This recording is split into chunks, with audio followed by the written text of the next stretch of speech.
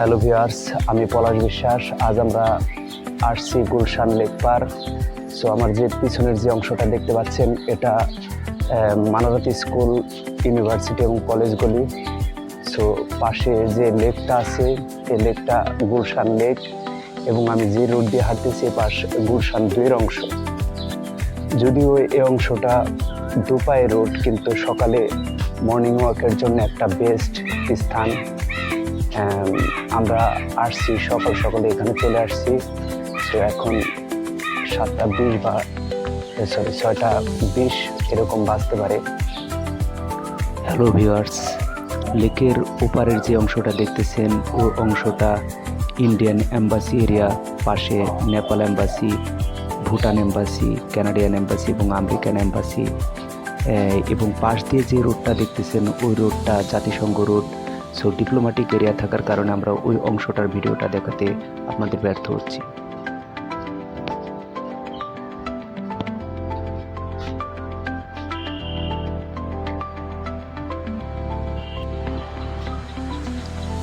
So guys, আমরা প্রায় গুলশান 2-এর কাছাকাছি চলে এসেছি। গুলশান 2-এর রোডটা,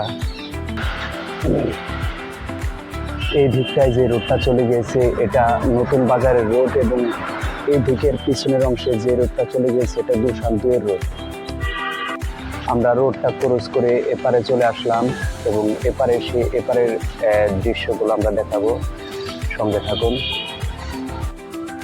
সামনের যে বিল্ডিংগুলো দেখছেন, এই বিল্ডিংগুলো কালাচাঁদপুর এবং বনানীর মাঝামাঝিতে অবস্থিত, এবং লেকের ওপারে যে গাছগুলো দেখতেছেন, এটা রাজুক বাড়িধারা সোসাইটি পার্ক। এখানে এক্সারসাইজের জন্য মোটামুটি ভালোই জায়গা রয়েছে। সামনে বরাবর যে রোডটা গিয়েছে, এটা গুলশান 2 কুল চত্বর, এবং হাতের ডাইন সাইডে যে গলিটা গিয়েছে, এটা প্রেসিডেন্সি কলেজ গলি, গুলশান 2। আমরা এখন গুলশান 2-এ আছি, এবং গুলশান 2-এর এটা প্রেসিডেন্সি ইউনিভার্সিটি গলি। আমরা এখন আসছি গুলশান 2 মডেল হাই স্কুল। এই যে গুলশান 2 মডেল হাই স্কুল, এটা প্রতিষ্ঠিত হয় 1972 সালে। এবং সামনে যে বাসভবনটা দেখতে পাচ্ছেন, এটা সাবেক প্রধানমন্ত্রী বেগম খালেদা জিয়ার বাসভবন, এবং পাশেই শাহাবুদ্দিন পার্ক। অবশেষে আমাদের কাঙ্ক্ষিত গন্তব্য শাহাবুদ্দিন পার্কের প্রবেশদ্বার দিয়ে আমরা প্রবেশ করলাম। পার্কের নামকরণ বিচারপতি শাহাবুদ্দিন আহমেদের নাম অনুযায়ী নামকরণ করা হয়। এটা ঢাকার উত্তর সিটি কর্পোরেশনে অবস্থিত। এটা নির্মাণ কাজে প্রায় 16 কোটি টাকার মতো ব্যয় করা হয়। 12 সেপ্টেম্বর 2020 এটির নির্মাণ কাজ উদ্ভাবন করা হয়। 9.45 একর জমির উপর এটি নির্মিত, এবং এটা নির্মাণ কাজ শুরু করা হয় 2018 সালের 15 মার্চ।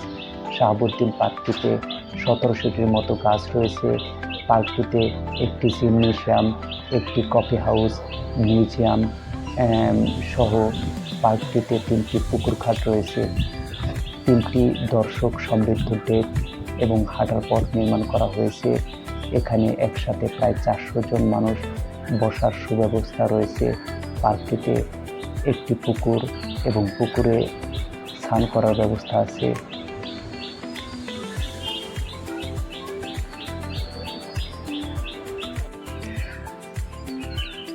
পার্কের দুনো পাশেই এরকম একটি স্থান আছে, যেখানে আপনারা বসে সকালের যে মৃদু বাতাস আছে, সেই বাতাসটা আপনারা উপভোগ করতে পারবেন।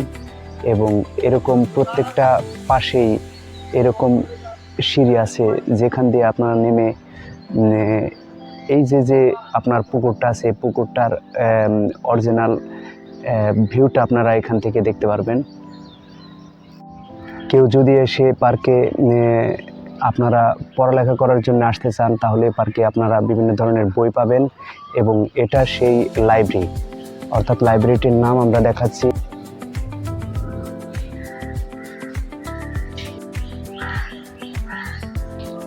এই পার্কটিতে বাচ্চাদের জন্য রাখা হয়েছে বিভিন্ন ধরনের সরঞ্জাম এবং উপকরণ, যেখানে এসে বাচ্চারাও বিভিন্ন ধরনের খেলা খেলতে পারে।